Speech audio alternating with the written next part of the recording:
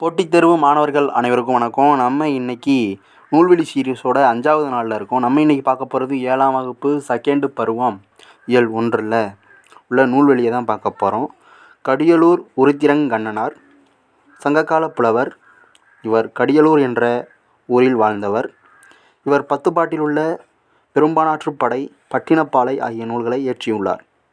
பெரும்பானாற்றுப்படையின் பாட்டுடை தலைவன் தொண்டைமான் இளந்தரையன். இந்நூலின் 346 முதல் 351 வரை உள்ள அடிகள் தமக்கு பாடப்பகுதிகளாக தரப்பட்டுள்ளன. வள்ளல் ஒருவரிடம் பரிசு பெற்று திரும்பும் புலவர் பாணர் போன்றோர் அந்த வள்ளலிடம் சென்று பரிசு பெற்ற பிறருக்கு வழிகாட்டுவதாக பாடுவது ஆற்றுப்படை இலக்கியம் ஆகும்.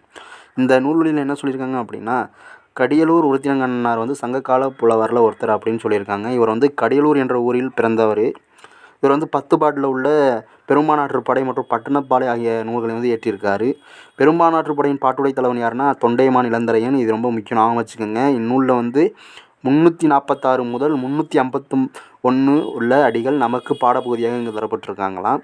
வள்ளல் ஒருவரிடம் பரிசு பெற்று திரும்பும் புலவர் பாணர் போன்றோர் அந்த வள்ளலிடம் சென்று பரிசு பெற்று பிறருக்கு வழிகாட்டுவதாக, பரிசு பெற்ற ஒரு வள்ளல் புலவர் இன்னொரு புலவருக்கு வழிகாட்டுவதாக பாடப்படுவது ஆற்றுப்படை இலக்கியம் ஆகுமா. அடுத்ததாக நம்ம பார்க்க போகிறது 7ஆம் வகுப்பு புதிய தமிழ் புத்தகத்தில் டேம் 2ல் இயல் 1ல் கவின்மிகு கப்பல் என்னும் பாடப்பகுதியில் நூல்வெளியை தான் பார்க்க போகிறோம். வாங்க பார்க்கலாம். மருதன் இளநாகனார் சங்ககால புலவர்களுள் ஒருவர். கலித்தொகையின் மருதத்திணையில் உள்ள 35 பாடல்களையும் பாடியுள்ளவர் இவரே. மருதத்திணை பாடுவதில் வல்லவர் என்பதால் மருத இளநாகனார் என அழைக்கப்படுகிறார். அகநானூறு 8 தொகை நூல்களுள் ஒன்று. புலவர் பலரார் பாடப்பட்ட 400 பாடல்களை கொண்டது. இந்நூலை நெடுந்தொகை என்றும் அழைப்பர். இந்நூலின் 255 பாடல்கள் இங்கு தரப்பட்டுள்ளது. இந்த நூலில் என்ன சொல்கிறாங்க அப்படின்னா, மருத இளநாகனார் சங்ககால புலவரில் ஒருவராக இருக்கார். கலித்தொகையில் மருதத்திணையில் உள்ள 35 பாடல்கள், இதை நல்லா பார்த்துக்கணும், 35 பாடல்களை பாடியிருக்காரு. மருதத்திணையில் அதிக பாடலை பாடினவரும் இவர் தான். அதனால தான் இவர் மருத இளநாகனார் அப்படின்னு சொல்கிறாங்க. மருதத்திணையில் அதிக பாடலை பாடியதால தான் இவருக்கு மருத இளநாகனார் அப்படிங்கிற ஒரு பெயரும் இருக்குது. அடுத்து நம்ம பார்க்க போகிறது அகநானூரை பற்றி. அகநானூறு 8 தொகை நூலில் ஒன்றா இருக்குது. புலவர் பலரார் பாடப்பட்ட 400 பாடலை, எத்தனை பாடலை? 400 பாடலை கொண்டது. இந்நூல் நெடுந்தொகை என்றும், இந்த புறநானூருக்கு இன்னொரு பேரும் இருக்குது. இதுவும் எக்ஸாம்பிள் அடிக்கடி ரிப்பீட்டடாக கேட்கக்கூடியது, நெடுந்தொகை என்றும் அழைக்கிறாங்க. இந்நூல் 255ஆம் பாடலேருந்து இங்கே தரப்பட்ட பாடல் எத்தனாவது பாடலை பண்ணால் 255வது பாடல். அடுத்ததாவது நம்ம பார்க்க போகிறது 7ஆம் வகுப்பு புதிய தமிழ் புத்தகத்தில் டேம் 2ல் இயல் 1ல் ஆழ்கடலின் அடியில் என்னும் பாடப்பகுதியில் உள்ள நூல்வெளியை தான் பார்க்க போகிறோம். வாங்க பார்க்கலாம். அறிவியல் புனைக்கதைகளின் தலைமகன் என்று புகழப்படுபவர் சார்ல்ஸ் வெர்னன். இவர் பாரிசு நாட்டைச் சேர்ந்தவர். அறிவியல் கண்டுபிடிப்புகள் பல கண்டுபிடிப்பதற்கு முன்பே அவற்றை பற்றி தமது புதினங்களில் எழுதியுள்ளார். 80 நாள்களில் உலகத்தைச் சுற்றி பூமியின் மையத்தை நோக்கி ஒரு பயணம் உள்ளிட்ட பல புதினங்களை படைத்துள்ளார். அவர் எழுதிய ஆழ்கடலின் அடியில் என்னும் புதினம் குறிப்பிடத்தக்க ஒன்று. அதன் மொழிபெயர்ப்பின் சுருக்கம் நமக்கு பாடமாக கொடுக்கப்பட்டுள்ளது. இந்த நூல்வெளியில் என்ன சொல்லியிருக்காங்க அப்படிங்கன்னா, அறிவியல் புனைக்கதைகளின் தலைமகன் என்று போற்றப்படுவது யாருன்னா ஜூல்ஸ் வெர்ன். இது ரொம்ப முக்கியம். அறிவியல் புனைக்கதைகளின் தலைமகன்னு எக்ஸாமில் கேட்கலாம். Joules Verne. இவர் பாரிஸ் நாட்டை சேர்ந்தவராம். அறிவியல் கண்டுபிடிப்புகள் பல கண்டுபிடிப்பதற்கு முன்பாகவே, அறிவியல் கண்டுபிடிப்பை பல கண்டுபிடிக்கிறதுக்கு முன்பாகவே அவற்றை பற்றி தமது புதினங்களில் எழுதியிருக்காரு. எல்லோரும் கண்டுபிடிக்கிறதுக்கு முன்னாடியே அவர் புதினங்களில் அவர் எழுதியிருக்காரு. என்னென்ன எழுதியிருக்காரு அப்படின்னா, 80 நாளில் உலகத்தை சுற்றி பூமியின் மையத்தை நோக்கி ஒரு பயணம் உள்ளிட்ட பல புதினங்களையும் எழுதியிருக்காரு. அவர் எழுதிய ஆழ்கடலின் அடியில் என்னும் புதினம் ஒரு குறிப்பிடத்தக்க ஒன்று. இந்த ஆழ்கடலின் அடியில் என்ற ஒரு புதினம் இருக்குல்ல, இது ஒரு குறிப்பிடத்தக்க ஒன்றாம். இந்த மொழிபெயர்ப்பின் சுருக்கம் தான் நமக்கு இந்த பாடப்பகுதியில் கொடுத்துருக்காங்களாம். அடுத்ததாக நம்ம பார்க்க போகிறது 7ஆம் வகுப்பு புதிய தமிழ் புத்தகத்தில் டேம் 2ல் இயல் 2ல் இன்பத்தமிழ் கல்வி என்னும் பாடப்பகுதியில் ஒரு நூல்வெளியை தான் பார்க்க போகிறோம். வாங்க பார்க்கலாம். கவிஞர், இதழாளர், தமிழாசிரியர் என பன்முக ஆற்றல் கொண்டவர் பாரதிதாசன். இவர் கவிதை, கட்டுரை, நாடகம் ஆகியவற்றை படைப்பதில் வல்லவர்.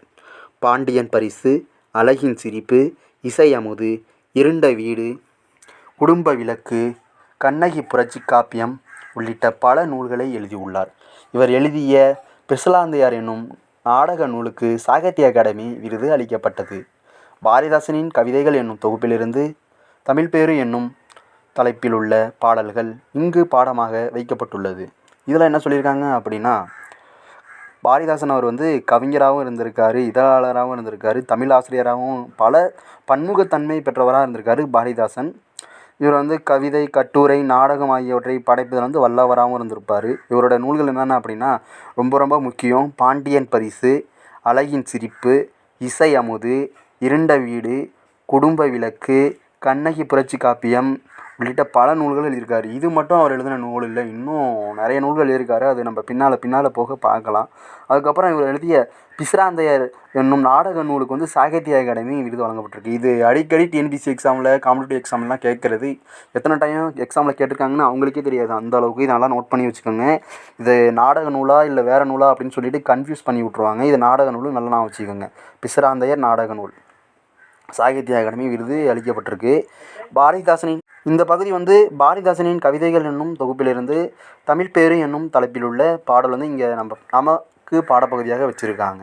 அடுத்ததாக நம்ம பார்க்க போகிறது 7ஆம் வகுப்பு புதிய தமிழ் புத்தகம் 2வது டேர்மில் இயல் 2ல் அழியா செல்வம் என்னும் பாடப்பகுதியில் உள்ள நூல்வெளியை தான் பார்க்க போகிறோம். வாங்க பார்க்கலாம். நாலடியார் சமண முனிவர்கள் பலரால் எழுதப்பட்ட நூலாகும். இந்நூல் 15 கீழ்க்கணக்கு நூல்களுள் ஒன்றாகும். இது 400 வெண்பாக்களால் ஆனது. இந்நூலை 400 என்றும் வேளாண் வேதம் என்றும் அழைப்பர். திருக்குறள் போன்றே அறம், பொருள், இன்பம் என்று முப்பால் பகுப்பு கொண்டது. இந்நூல் திருக்குறளுக்கு இணையாக வைத்து போற்றப்படுவதை 4ம் 2ம் சொல்லுக்கு இறுதி என்னும் தொடர் மூலம் அறியலாம். இந்த நூல் பகுதியில் என்ன சொல்லியிருக்காங்க அப்படின்னா பார்த்தீங்கன்னா, நாலடியார் என்பது சமண முனிவர் பலரால் தொகுக்கப்பட்ட நூலாகும். அந்த நாலடியார் நூல் என்பது இந்நூல் 15 கீழ்க்கணக்கு நூல்களில் ஒன்றாம். இது 400 வெண்பாக்களாக, இது எத்தனை வெண்பாலாக ஆயிருக்கு அப்படின்னா 400 வெண்பாக்களால் ஆயிருக்கு. இந்நூலை நாலடி 400 மற்றும் வேளாண் வேதம் என்றும் அழைப்பேன். இந்த வேளாண் வேதங்கிறத ஏற்கனவே ப்ரீவியஸ் இயரில் கேட்ட கொஸ்டின், அடிக்கடி கேட்டுக்கிட்டும் இருக்காங்க. நாலடி 400 வேளாண் வேதம் எல்லாம் இதுக்கு இந்த நாலடியாருக்கு சிறப்பு பெயர்கள் இருக்குது. திருக்குறள் போன்ற இது அறம், பொருள், இன்பம்னு 3 முப்பால் பகுப்பாக இருக்குது. இந்நூல் திருக்குறளுக்கு இணையாக வைத்து போற்றப்படுவதை 4ம் 2ம் சொல்லுக்கு இறுதி என்றும் தொடர் மூலம் அறியலாமா. அடுத்து நம்ம பார்க்க போகிறது 7ஆம் வகுப்பு புதிய தமிழ் புத்தகம் 2nd டேர்மில் இயல் 2ல் வாழ்விக்கும் கல்வி என்னும் பாடப்பகுதியில் உள்ள நூல்வெளியை தான் பார்க்க போகிறோம். வாங்க பார்க்கலாம். திருக்குறள் வகுப்புகள் நடத்தியும் தொடர் சொற்பொழிவுகள் நிகழ்த்தியும் திருக்குறளை பரப்பும் பணி செய்தவர் திருக்குறளாளர் வி. முனுசாமி அவர்கள். நகைச்சுவை ததும்பும் தமது பேச்சால் மக்களை கவர்ந்தவர் இவர். வள்ளுவர் உள்ளம், வள்ளுவர் காட்டிய வழி, திருக்குறளில் நகைச்சுவை உள்ளிட்ட பல நூல்களை எழுதியுள்ளார். உலக பொதுமுறை திருக்குறள் உரை விளக்கம் என்னும் இவரது நூல் பெரும் புகழ் பெற்றது. இக்கட்டுரை சிந்தனை களஞ்சியம் என்னும் இவரது நூலிலிருந்து தொகுக்கப்பட்டுள்ளது.